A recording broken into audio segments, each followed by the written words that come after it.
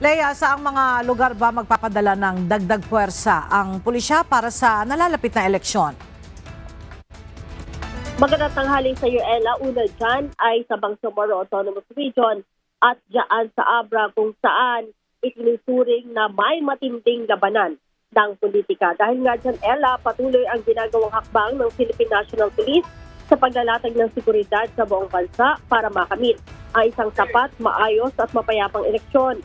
Sa ginanap na command conference kahapon sa Camp Crame, sinabi ni PNP Chief Police General Romel Francisco Marbil ang huling operational timeline para sa election security at pinaalalahanan ang iba't ibang unit tungkol sa kanilang mahalagang papel sa pagpapanatili ng integridad ng eleksyon.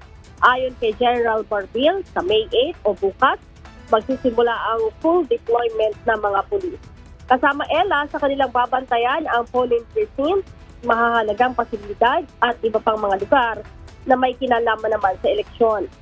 Samantala, sinabi din ni General Marbil na malapit nang matapos ang pag-deploy ng mga logistics, transportasyon, komunikasyon at iba pang mahahalagang kagamitan sa koordinasyon na rin sa Commission on Elections at mga katuwang na ahensya. Ella, mula sa 120,000 na mga pulis ay itinaas na ito sa 163,000 na mahigit. Yan yung mga i-deploy sa araw ng eleksyon. Ella? Lea, saang mga lugar ba magpapadala ng dagdag puwersa ang pulisya para sa nalalapit na eleksyon?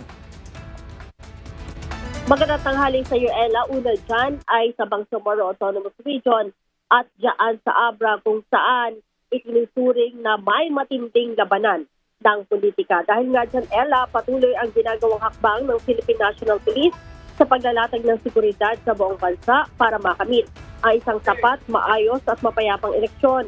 Sa ginanap na command conference kahapon sa Camp Crame, sinabi ni PNP Chief Police General Romel Francisco Marbil ang huling operational timeline para sa election security at pinaalalahanan ang iba't ibang unit tungkol sa kanilang mahalagang papel sa pagpapanatili ng integridad ng eleksyon. Ayon kay General Marbil, sa May 8 o bukas, magsisimula ang full deployment ng mga pulis.